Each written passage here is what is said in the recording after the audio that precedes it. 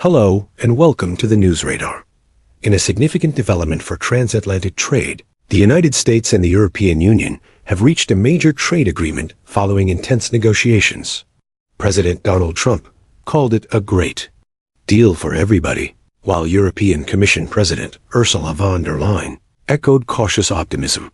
The agreement comes after high-stakes talks in Scotland, where both leaders agreed to a U.S. tariff of 15% on all EU goods, a notable reduction from the 30% tariff President Trump had previously threatened to impose as early as Friday. Under the terms of the deal, the EU has committed to boosting investment in the United States by $600 billion, with a large portion directed toward American military equipment.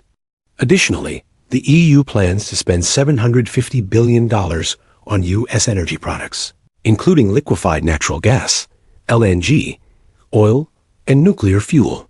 President von der Leyen said this would help reduce Europe's reliance on Russian energy sources. However, some U.S. tariffs remain in place. The existing 50% tariffs on steel and aluminum will not be lifted, and discussions are still ongoing over possible exemptions for European wines and spirits. President Trump, in remarks following the announcement, praised the deal. "I think it's great that we made a deal today instead of playing games and maybe not making a deal at all. I think it's the biggest deal ever made."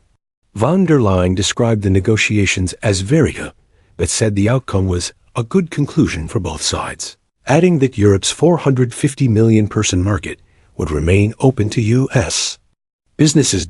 While European leaders expressed relief over avoiding a full-blown trade war, some economic analysts see the deal as more damage control than a victory for the EU.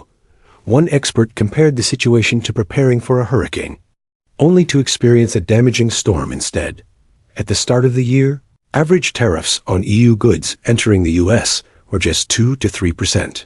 Now we're looking at 15%, not to mention ongoing tariffs on metals and uncertainties in areas like pharmaceuticals.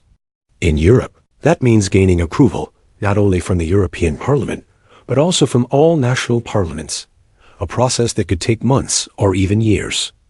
Back in Washington, the Trump administration is framing the deal as a strategic win.